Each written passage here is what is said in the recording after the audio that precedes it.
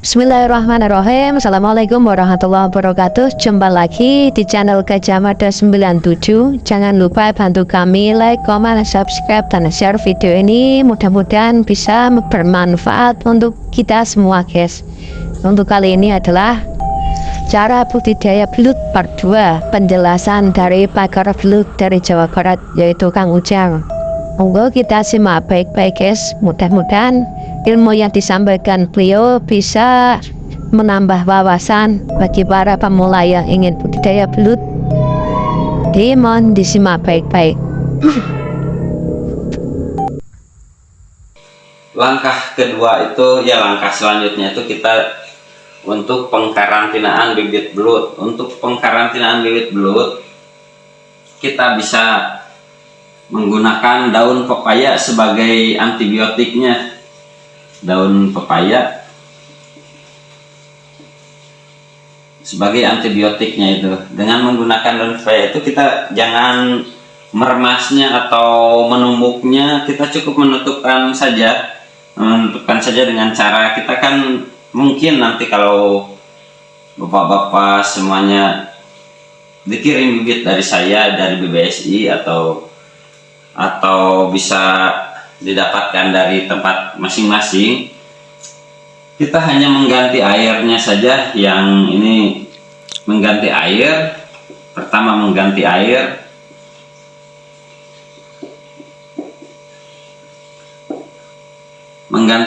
dari tempat kita yang akan digunakan untuk berbudidaya belut itu. Nah, untuk pengkarantinaan perlu diketahui jangan terlalu lama. Paling lama itu 6 jam itu sudah maksimal paling lama, karena belut kalau terlalu lama di dalam air akan lemas karena banyak gerak juga. Sesegera mungkin kita untuk menebarkannya juga. Sebelum kita menebar bibit, pastikan dulu si kolam itu sudah ditumbuhi dengan cacing sutra. Si cacing sutranya itu sudah banyak gitu. Jadi untuk cara pembuatan cacing sutra itu antara lain bahan-bahannya itu satu pelet, 2 ikan asin. Nah, untuk ikan asin ini perlu digarisbawahi, untuk ikan asin ini ikan asin peda merah. Mungkin di tempat di daerah lain itu berbeda nama saja sih. Kalau di sini ikan asin peda berem namanya itu. Kalau kemarin di Jawa Tengah ikan pedo, kalau di Jawa Timur namanya ikan medang, mungkin di daerah lain beda lagi namanya itu. Yang ketiga telur. Yang keempat dedak gilingan padi.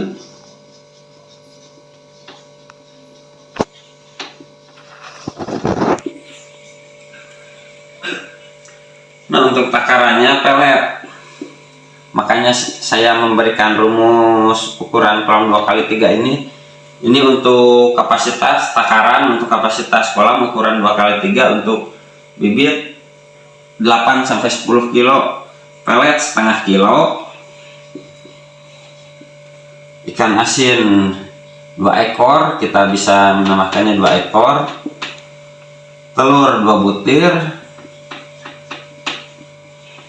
dan dedak gilingan padi kita cukup 2 gelas saja, 2 gelas yang biasa, 2 gelas air minum, 2 gelas biasa, bukan yang besar, bukan juga yang kecil, yang sedang aja, yang kita pakai buat nyeduh kopi yang sebesar inilah kira-kira nih, 2 gelas ini.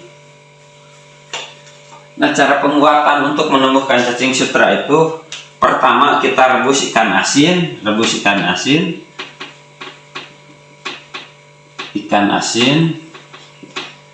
dengan air secukupnya saja. Nanti si air rebusan itu digunakan untuk merebus pelet, telur, dedak. Ini antara ketiga bahan ini kita satukan di wadah baskom atau wadah plastik, bisa kita gunakan itu.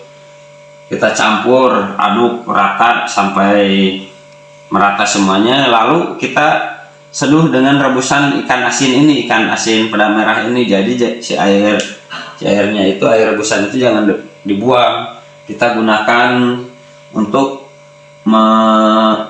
menyeduh si ketiga bahan itu.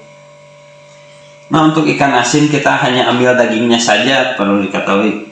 Kalau mau kita semuanya kita pakai, kita harus sehalus mungkin kita dengan memblender atau menggilingnya supaya si tulang-tulangnya hancur, karena kalau keinjak lumayan sih itu si duri dari ikan asin itu cukup lumayan gatal dan perih juga. Nah, kalau lebih praktis mah kita ambil dagingnya aja karena gampang sih ngambil dagingnya juga. Nah, ini keempat bahan ini paling lamanya itu 7 hari, paling cepat 3 hari itu sudah menjadi cacing sutra itu. Jadi bukan ininya yang dimakan nanti, jangan salah paham. Kenapa ini pelet sama ikan asin, telur, dedaknya itu nggak dimakan? Memang ini bukan untuk pakan belutnya, karena belut hewan karnivora. Jadi kita untuk keempat bahan ini adalah penumbuh cacing sutra. Penumbuh cacing sutra ini perlu digarisbawahi, perlu diingatkan. Penumbuh cacing sutra, casut, kita singkat saja penumbuh casut. Dan mungkin langkah selanjutnya dalam budidaya belut itu adalah perawatan. Untuk perawatan kita cukup gampang sih, kalau dalam perawatan itu kita hanya menjaga ketinggian air dan pemberian pakan ini cuman 1 minggu sekali, bukan setiap hari ini. Ini hanya 1 minggu sekali kita memberikan pakan. Ini cukup murah sih, kalau dalam rincian ini paling habis pelet setengah kilo.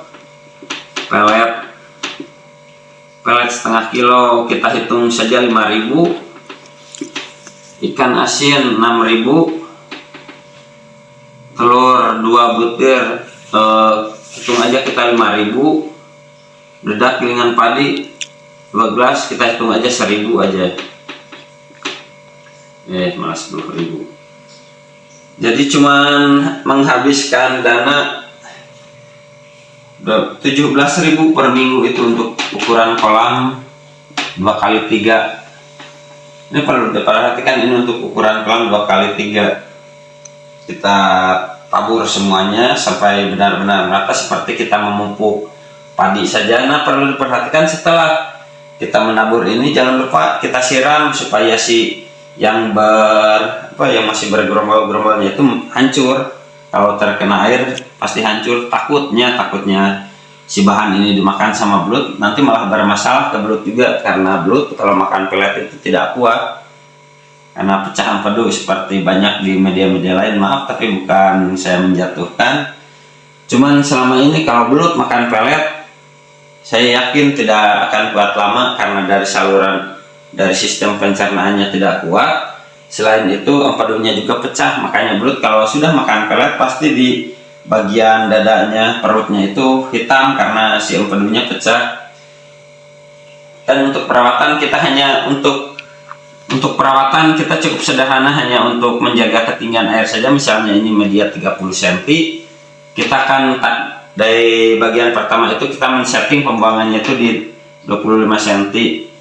Jadi kita kalau hujan deras atau air kita masuk itu lupa mematikannya, kita tenang gitu, si media itu tidak akan terendam. Karena belut kalau terendam, media ini yang 30 cm ini kerendam aja semuanya sama air, si belut otomatis akan keluar.